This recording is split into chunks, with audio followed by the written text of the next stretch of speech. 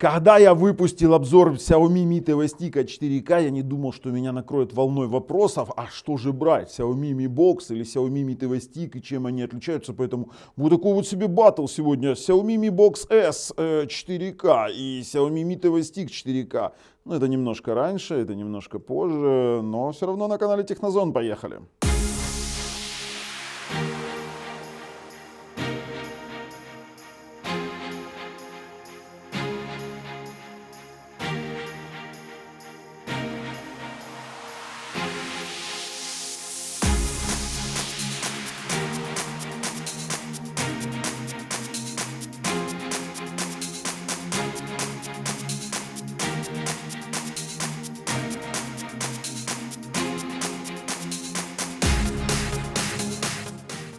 Знаете, сравнивать-то тут особо нечего. Я бы сразу сказал, что Xiaomi Mi TV Stick лучше, но многие со мной могут поспорить. Но давайте пойдем по фактам.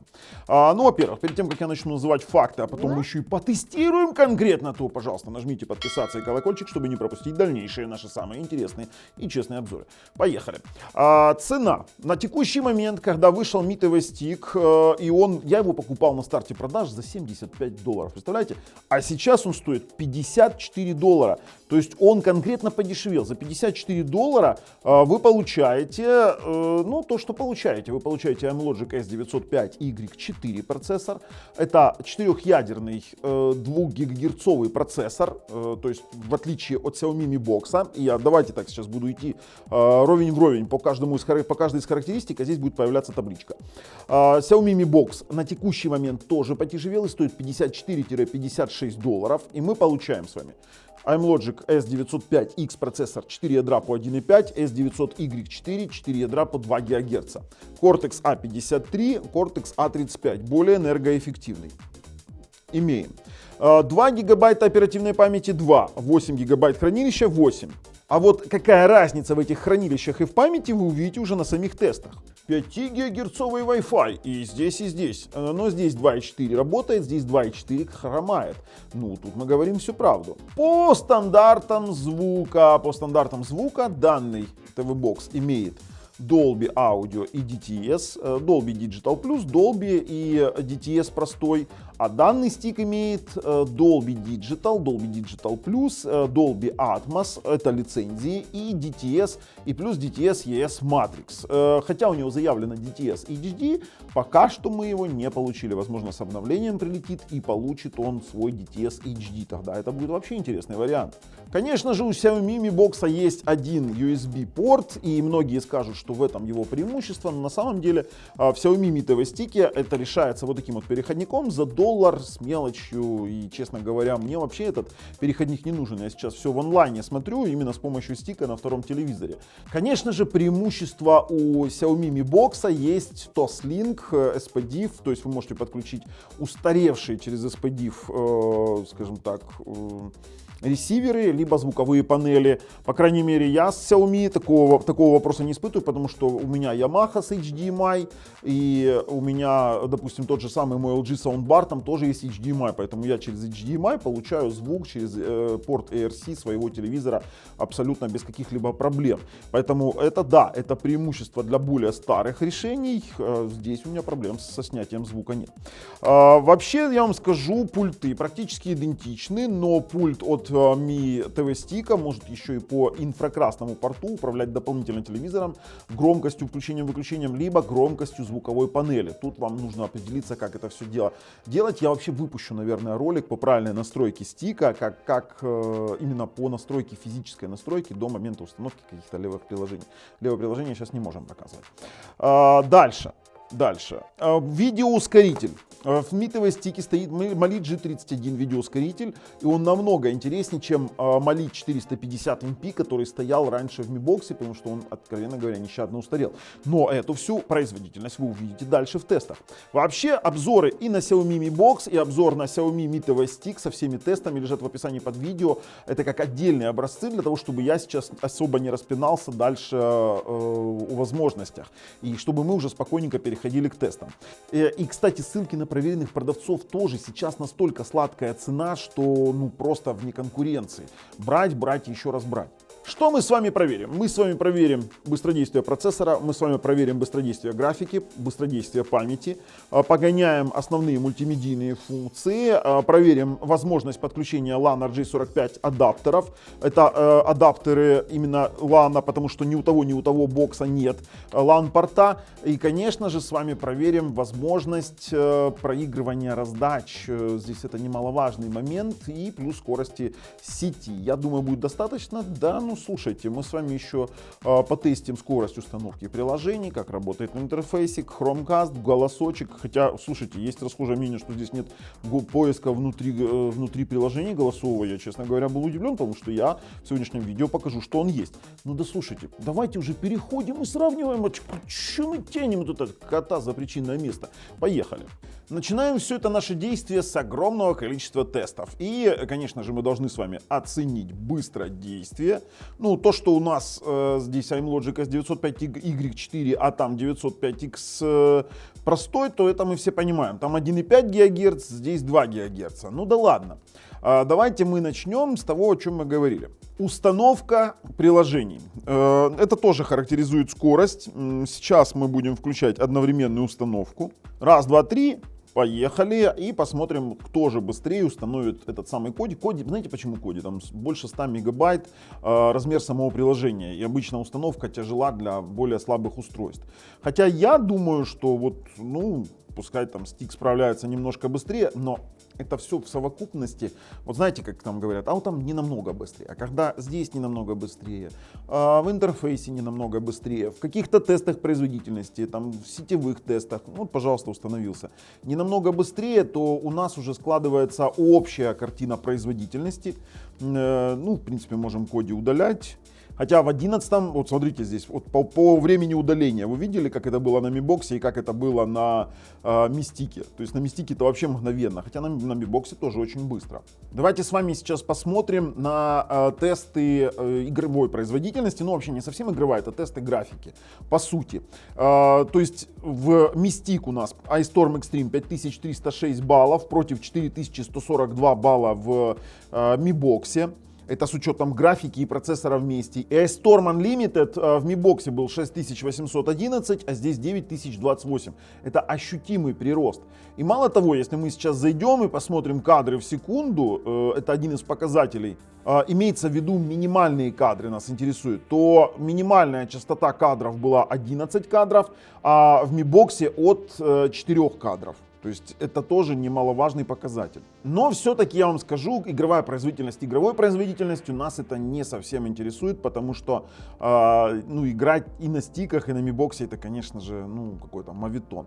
Следующий тест — это производительность внутренней памяти, внутреннего хранилища и внутренней памяти. Выбираем доступную внутреннюю память и посмотрим, что у нас из этого получится.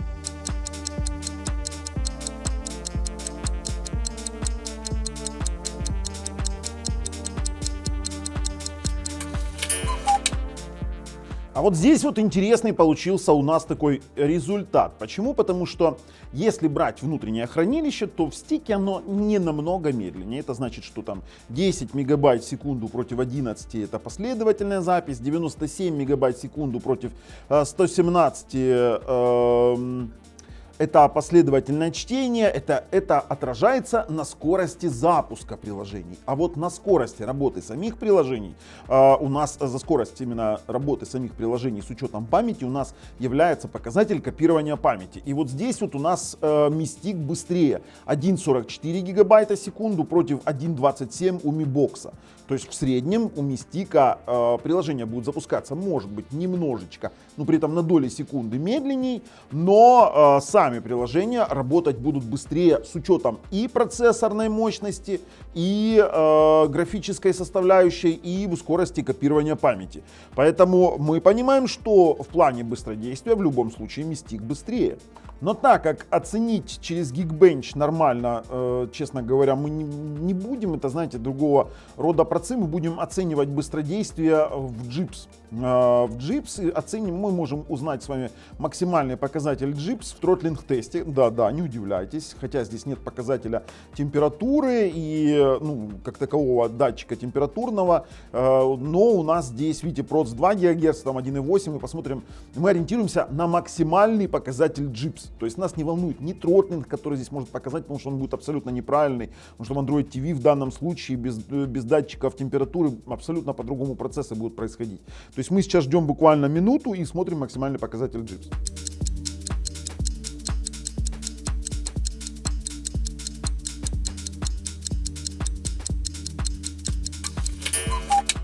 Ну что, можно останавливать. Ой, здесь вообще все. И здесь 38 тысяч JIPS против 33 на Mi Box. Почти 34. То есть изначально у нас Mystic в своей производительности копирования памяти, графика и скорость самого процессора в джипсах намного, конкретно больше. То есть в совокупности это будет намного быстрее. А если к этому всему еще прибавить и сетевую производительность, которую мы сейчас как раз тестируем, давайте поехали, 5 ГГц. Тестируется и Mi Box, и Mystic в одинаковых условиях, на одинаковом роутере, в одном и том же помещении, на одинаковой отдаленности. Только Mi Box показывает в данных случаях 154 на 161, а Mystic показывает 309 на 260, грубо говоря. Да, то есть 5 ГГц у него конкретно круче. То есть это тоже в совокупности производительности идет, к совокупности производительности. Переключим его на 2,4 ГГц. И вот здесь, я думаю, конечно же, Mystic сольет Mi Box, потому что Mi Box после последних обнов более-менее как-то работает с 2.4, хотя о Xiaomi это вообще 2.4 это не про Xiaomi как таковой вообще. То есть, мы это все прекрасно понимаем. У меня даже поиск провайдеров идет даже нормально, не коннектит на 2.4. Сейчас посмотрим. Мы уже пару раз с этим сталкивались. Давайте посмотрим. То есть, когда мы показывали, как мы подключали через смартфон и получали один и тот же результат и через смартфон, и дома я получал на 2.4 такую же фигню, и на Mi, вот смотрите, джиттер сумасшедший, и все, дрожание, нету скорости. Поэтому я могу смело заявить, что фактически здесь сеть 2.4 не работает. И это тот момент, в котором конкретно проигрывает Mystic, это 2.4, но это не для владельцев 5 гигагерцовых роутеров. Также мы тестируем, то есть оба TV-бокса поддерживают LAN адаптеры, и мы сейчас проверяем точно так же LAN RJ45, именно кабельное подключение, как все оно переподключилось, как на Mystic, так и на Mi Box. Давайте стартанем и посмотрим, что у нас получится.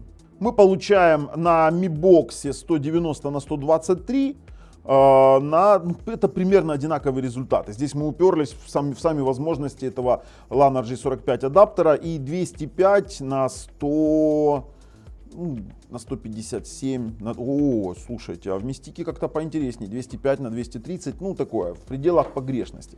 Поэтому тут мы не видим никаких проблем. Дальше мы потихонечку начинаем интегрироваться в мультимедийные тесты. И здесь один из самых противных тестов для Mi Box это YouTube. Почему? Потому что YouTube на Mi Box S у нас дропит и дикую реку, и, хотя оба бокса имеют YouTube HDR.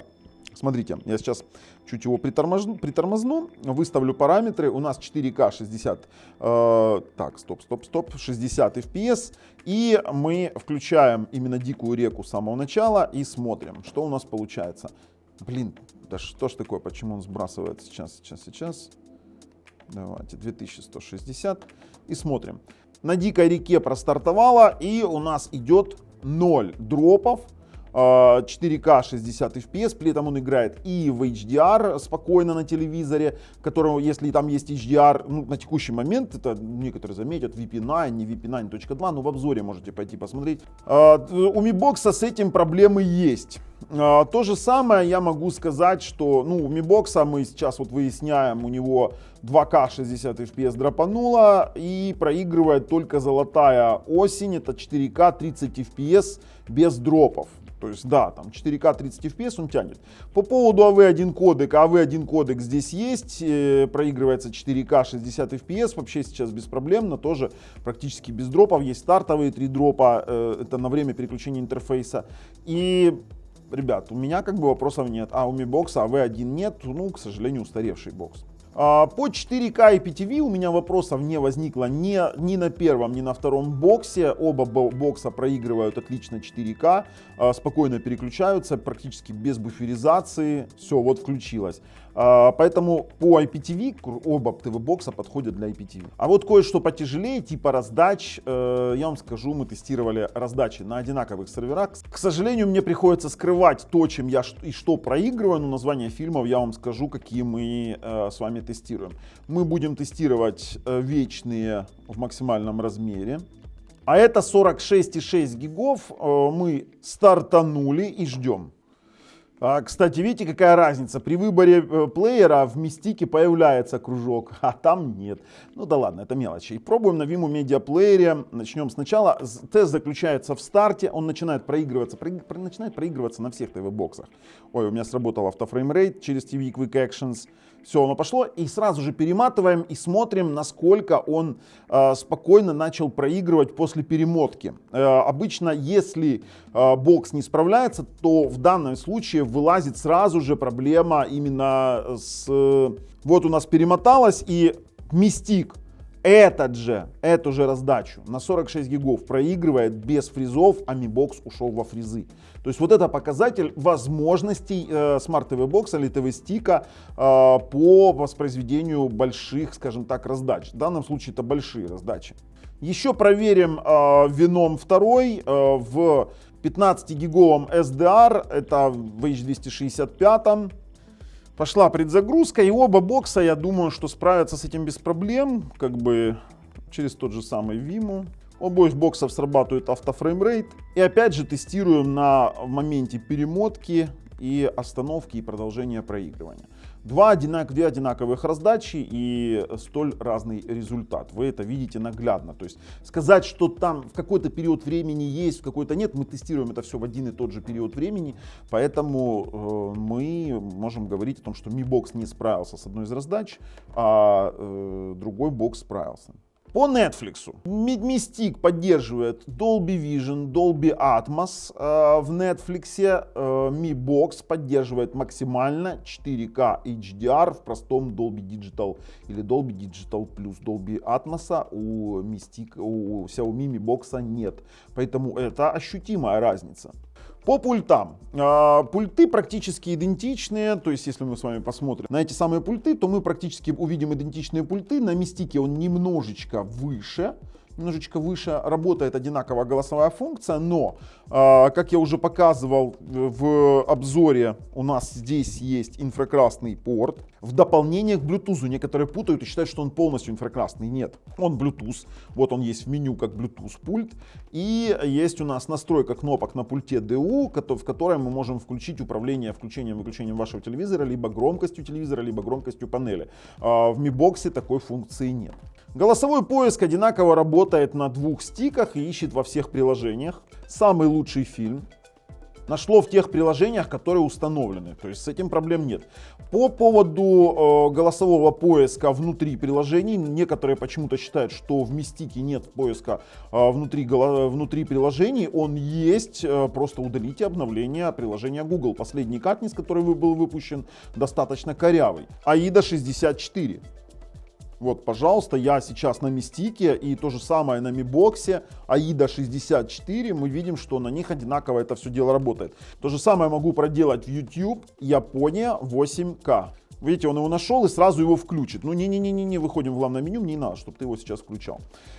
Также проверяем Chromecast, то есть оба ТВ-бокса должны иметь Chromecast.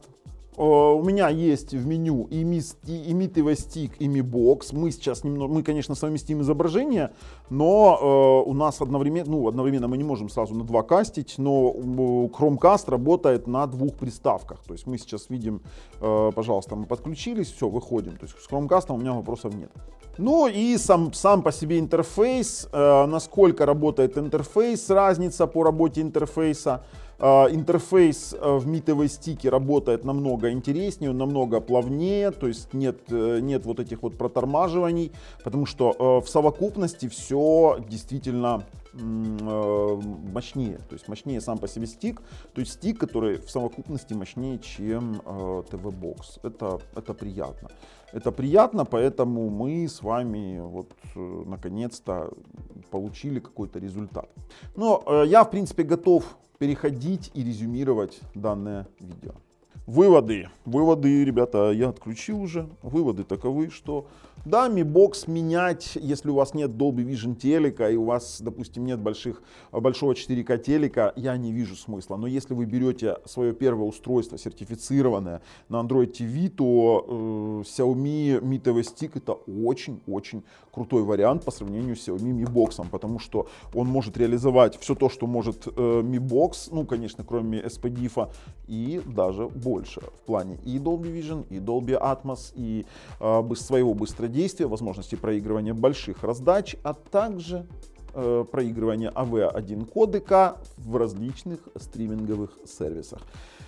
Так что мы рекомендуем вот этот бокс. Вот это на вот это менять, если у вас нет Dolby Vision телека и Dolby Atmos, абсолютно не обязательно. Но вы должны иметь в виду, что вот это уже брать можно только для 1080p телеков, либо для телеков без Dolby Vision, либо для тех, кто, ну, для бабушки, для дедушки, или ограничен применением своего TV-бокса в виде IPTV, каких-нибудь онлайн-кинотеатров нетребовательных и тому подобного.